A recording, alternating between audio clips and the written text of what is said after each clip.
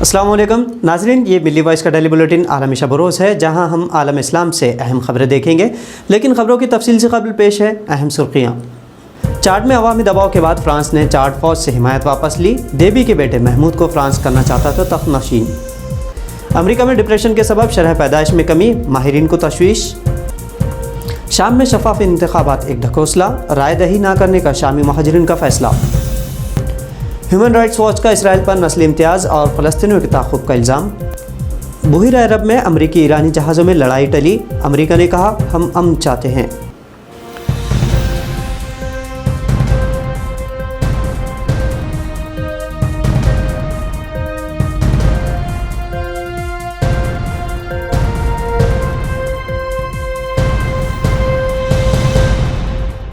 नाज़रीन, अब खबर तफसील से। और पहली खबर मुस्लिम अफ्रीकी मुल्क चाड से, जहां सदर इदरीस देबी की मौत के बाद से हालात संगीन हैं। अवामी कशीदगी के मद्देनज़र फ्रांस ने चाड फ़ौज की तरफदारी वापस ले ली है। इसका मुस्लिम दुश्मन चेहरा बेनकाब हुआ था। चाड की आवाम डिक्टेटर देबी के बेटे महमूद समेत फ्रांस के ख़िलाफ़ एहतजाज कर रही थी। आवाम की मुखालिफत को देखकर फ्रांस ने देबी के बेटे का साथ छोड़ दिया है।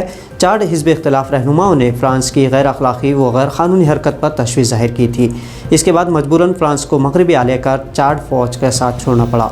चाड में हुकूमत की अवामी मुंतकिल का मुतालबा हो रहा है और इसके लिए मुजाहिरीन पर देबी के बेटे महमूद की क़यादत वाली फ़ौज की बर्बरियत से 2 चाड शहरियान की मौत हुई थी और दर्जनों ज़ख्मी हुए थे। अदम इस्तेकाम के शिकार मुल्क को सिर्फ अपने मफाद के लिए फ्रांस की हिमायत की खूब साजिश हुई थी, जिसके बाद फ्रांस को अवामी दबाव के बाद अपना फ़ैसला बदलना पड़ा।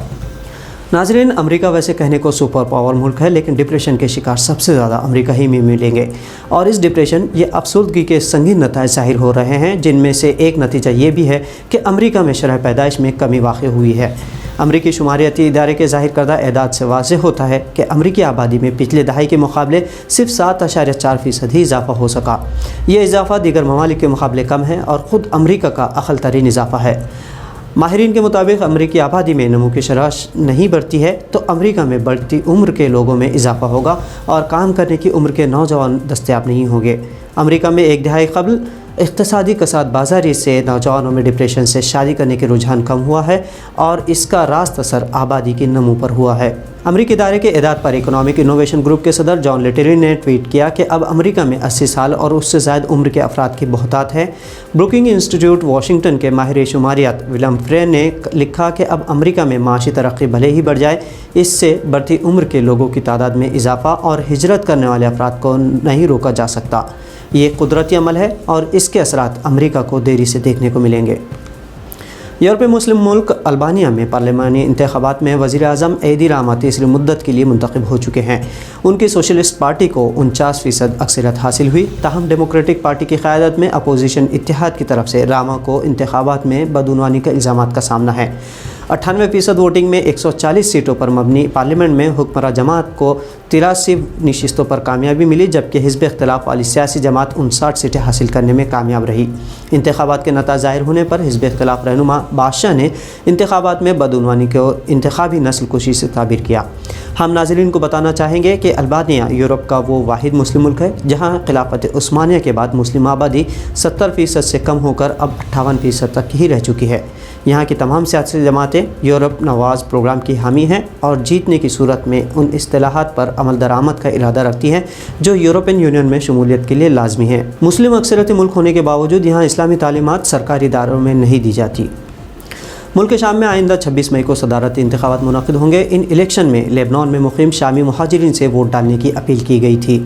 यहाँ के डिक्टेटर सदर बशार अल असद ने चौथी मरतबा सदर बनने बतौर उम्मीदवार कागजात नामजदगी जमा करवाए हैं। हालांकि इंतखाबात में हिस्सा न लेने के लेबनान में मुक़ीम मुहाजिरीन 1.5 मिलियन से ज़्यादा शामी मुहाजिरीन ने इरादा ज़ाहिर किया है। इन मुहाजिरीन के मुताबिक सीरिया में इंतखाबात बराए नाम होते हैं। मगरबी ममालिक समेत मीडिया का इंदिया यह है कि उन्हें इंतखाबात के कवरेज में शफाफियत बताने नहीं दिया जाता, जिससे उन्हें बशार अल असद से कोई मुस्बत उम्मीद भी नहीं है। हुदा अल ख़तीब नामी सहाफ़ी लिखती है कि हम अल असद की तनक़ीद भी नहीं कर सकते तो शफाफियत वोटिंग का अंदाज़ा कैसे लगा सकते हैं।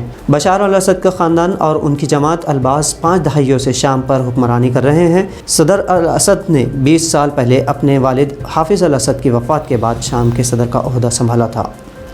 इंसानी हकूक़ की तंजीम ह्यूमन राइट्स वॉच ने इसराइल पर फ़लस्तीनियों के साथ नस्ली इम्तियाज़ और उनके ताक़ुब के मुर्तकिब होने का इल्ज़ाम आयद किया है। इस तंजीम ने 213 सफ़हात पर मुश्तमिल अपनी एक रिपोर्ट में लिखा कि इसराइल अपनी सरहदों के अंदर और अपने ज़ेर कब्ज़ा इलाक़ों में फ़लस्तीनियों के साथ जिन रवैयों का मुर्तकिब हो रहा है वो बैनुल अक़वामी जराइम के ज़मरे में आते हैं। न्यूयॉर्क में क़ायम इस तंजीम की इंसानी हकूक़ के कई दीगर इदारों और मुबस्सिरीन की राय ये है कि इसराइल अपने फ़लस्तीनी शहरियों और गज़ा पट्टी और मग़रबी किनारों के मकामी बाशिंदों को मुनज़्ज़म अंदाज में उनके बुनियादी हकूक़ से महरूम करता जा रहा है। फ़लस्तीनों को वो हकूक़ हासिल नहीं जो यहूदी शहरियों को हासिल है। तंजीम की रिपोर्ट में इसराइल की सफ़ाकाना हरकतों का तफसीली ज़िक्र है, जिसमें गैर क़ानूनी कब्ज़ा, यहूदी आबादकारी, फ़लस्तीनों के बुनियादी हकूक़ सलब करने, आम फ़लस्तीनियों के ख़िलाफ़ मिलिट्री ऑपरेशंस और क़त्ल व गारतगिरी शामिल है।